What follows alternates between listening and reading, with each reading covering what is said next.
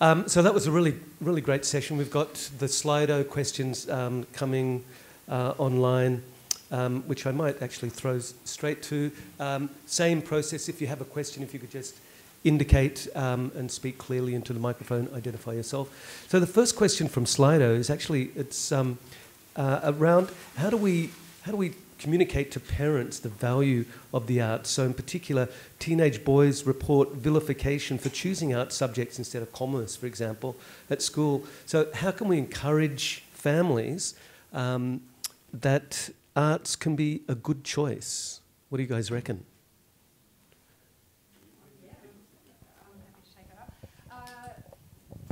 Is it on? I think so. You take that. Thank you.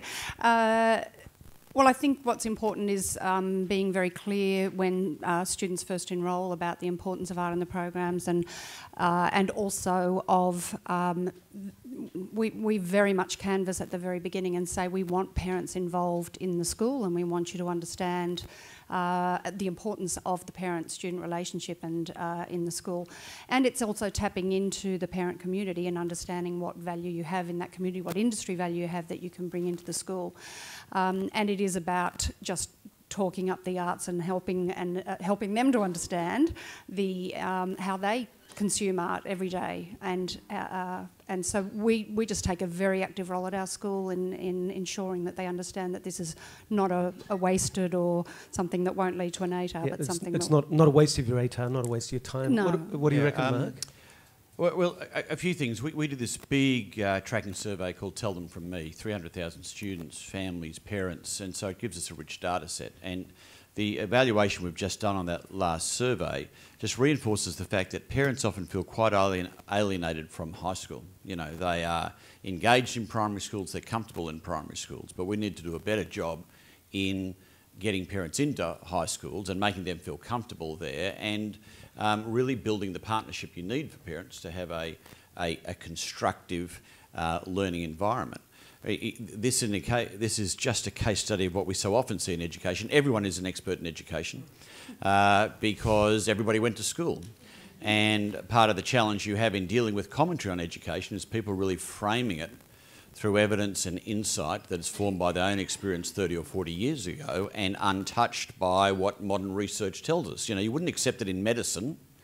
I'm an expert in medicine because I was in hospital in 1967. You know, it's... You could always give it a try. I'm not sure.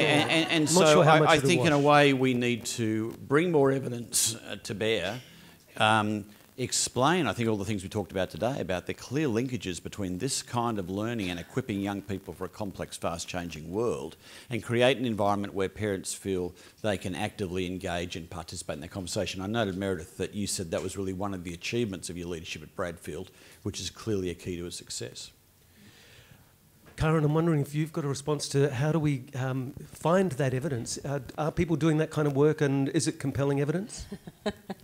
There's not a lot of evidence about the traction of art education in many areas, actually. No, but about the outcomes, about engaging in art, creativity. And there are, but they're often framed in terms of affective achievements rather than academic.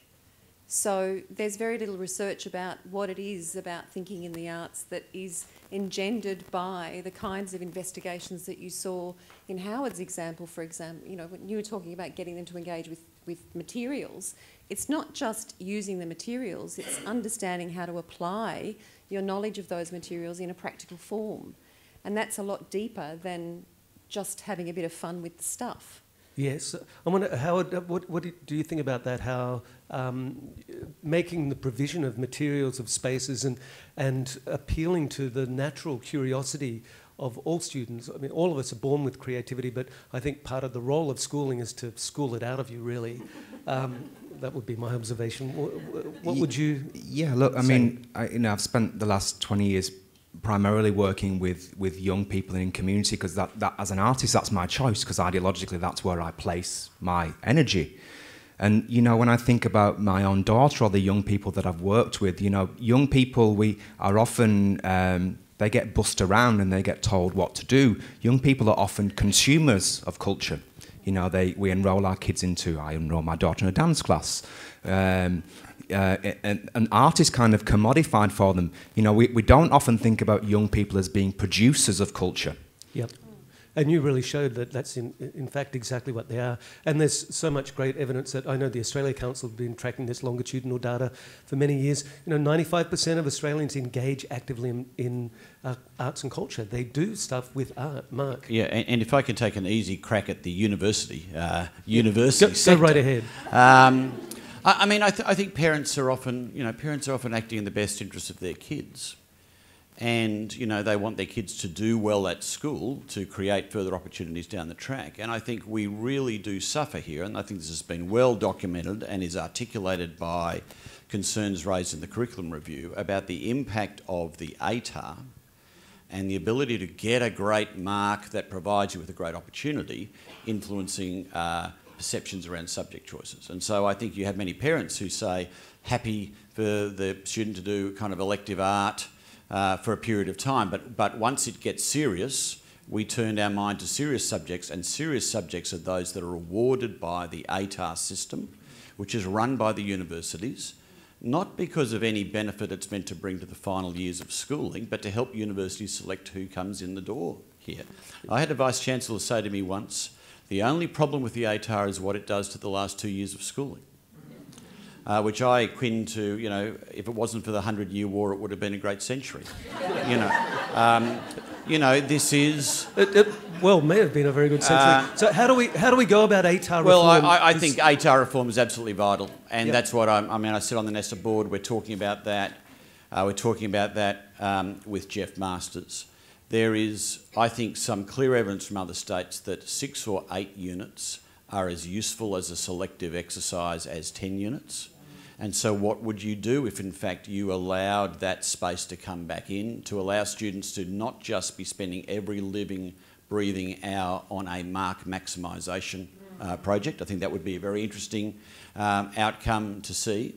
And in any event, the ATAR's hold over university entrance is diminishing significantly as more and more universities say there are actually better and more effective ways, or more insightful ways, to really select students. If you go into corporations all around town, they are spending vastly more time and more money selecting people. It's absolutely vital. The fact that many universities still just outsource it to ATAR, and that ATAR is determined by an algorithm that basically hardly anyone understands. Unlike other algorithms in our lives, of course, it's we the understand ultimate black box. intimately. I think there's just a rejection of that tyranny that is being articulated by the department, by the Catholic Education Commission, by the Association of Independent Schools, by teachers and by students. And I think its time will come to an end where it has that dominant influence, and that will really help parents who are wanting to help students fully engage. In so many ways and from so many perspectives. So I know that you've got to go, but we would like, just before Karen responds, would you like to respond to the question of what kinds of indicators, given that ATAR is not necessarily the best indicator of success, given everything we've heard today, we all know that. We know that tacit knowledge is something that cannot be measured by ATAR. Yeah. What would you suggest, Mark, before you dash? Well, can I say, I don't have the answer. I'll just draw a parallel to my experience at the ABC, where I was for 10 years. At the ABC, people used to say, do ratings matter? How important are ratings? And I'd say, well, ratings matter, but they're not the only things that matter. If you have a great program, you want people to watch it or listen to it. That's very logical. But there are more things as well. The ABC would think about quality and distinctiveness, and discovering new talent, and telling Australian stories, and representing the nation back to the nation. Then the question would come, how do you measure those things? And those things are harder to measure objectively, but the ratings would arrive at 9 o'clock every morning. And so the currency of that which is in your hand and somewhat objective, that the weight of attention goes to that.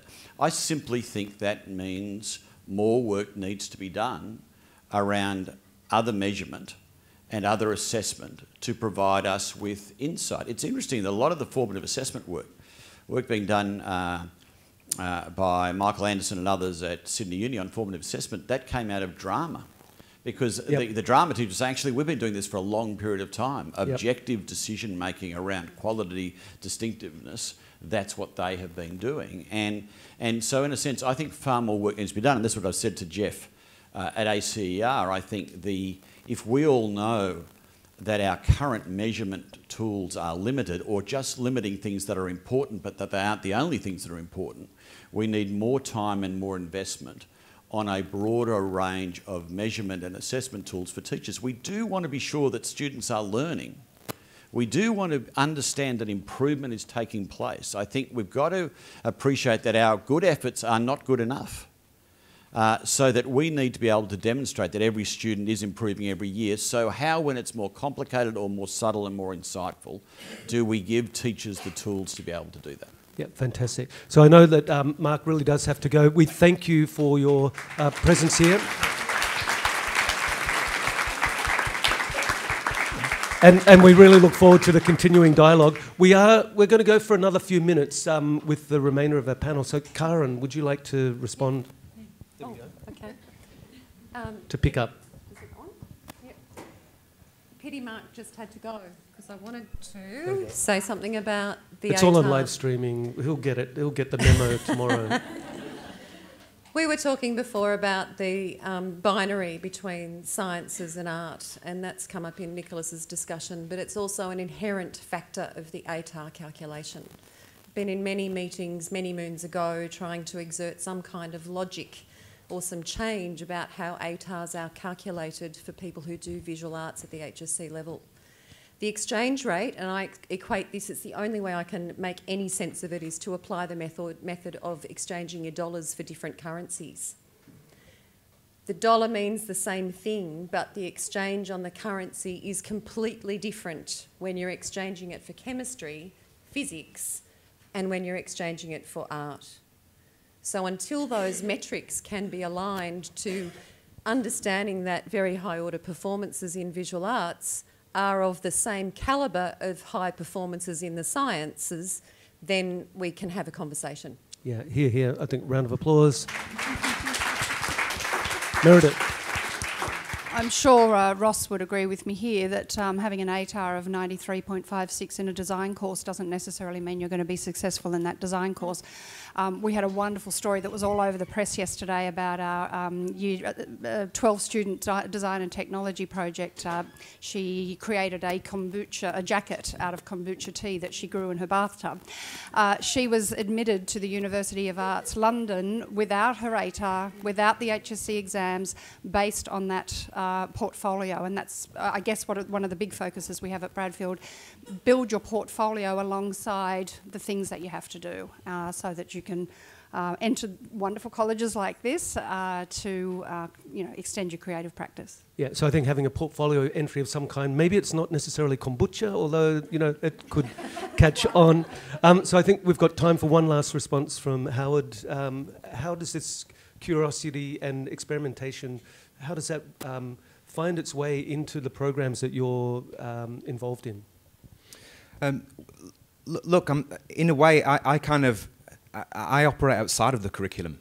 So, this is an area that I can't pretend to have any expertise on. But that's why it's such a great example, isn't it? Because you don't have all of those bounded conditions that everyone else in the room who's working in the education system as such.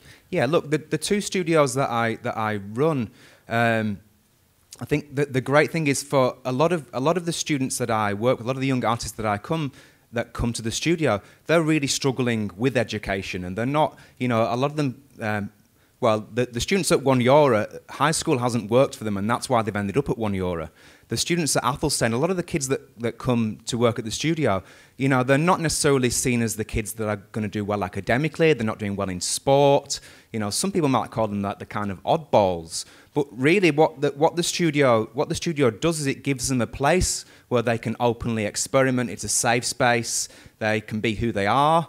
They can appreciate each other's points of difference. They get to do amazing things like collaborate and put work on against professional artists. So, there's all sorts of things that I find quite difficult to measure. We might call them, I guess in education you might call them soft skills, but I think it goes beyond that. A lot of the young people that I work with, they're probably not going to go on to be artists, but I'm hoping that I'm giving them something that is going to equip them in some way.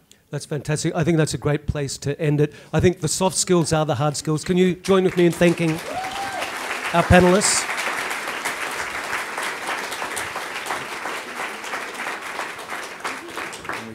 And so now, before we have the next panel, I'd like to invite Wendy Ramsey, who's the co-president of the Visual Arts and Design Educators Association New South Wales, to the podium. Welcome, Wendy. And she's going to introduce to us a video pilot project that Vadia have been working with, Kaldor Public Art Projects. Can you join with me in welcoming Wendy? Thank you. Why Visual Arts Matters is a collaborative video project between Kaldor Public Art Projects and Vadia New South Wales. And I would like to thank John Kaldor for his support of this collaborative project.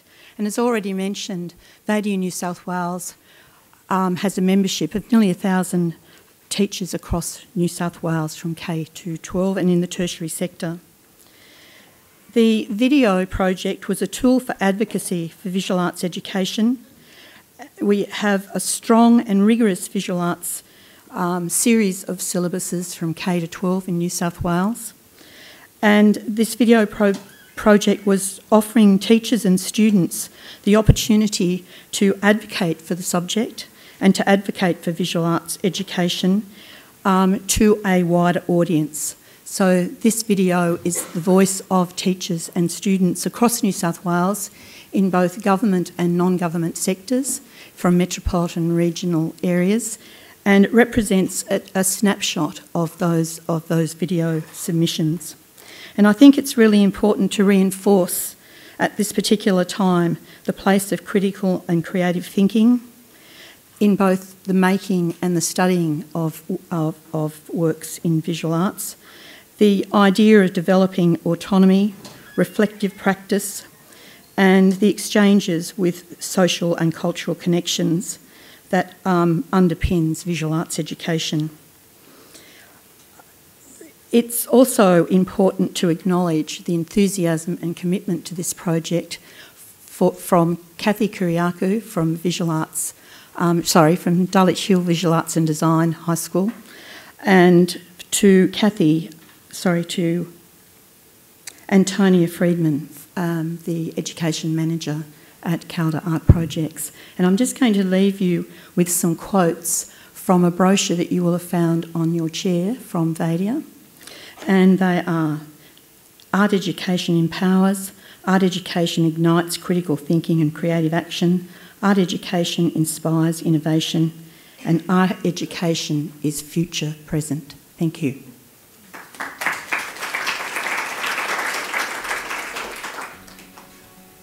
Take one. All schools should be art schools because art's not limited by culture, literacy, Your history. expertise, language, I'm very lucky to have a very, very passionate visual art teacher, and she's pushed me and changed my perspective on things.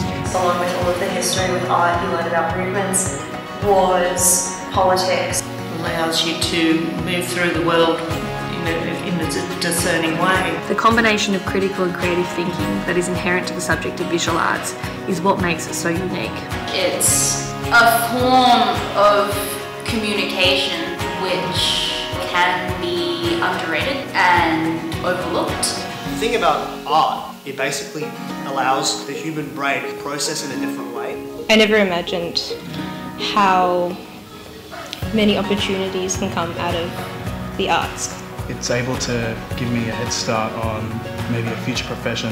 Visual arts can offer skills in building, creating, making, skills that can be transferable into other subjects. Art education encourages students to work collaboratively to solve often complex problems, to engage in meaningful discourse with their teachers and peers, and to justify their choices and actions. Through greater art education, our students can be empowered to share their culture and their stories.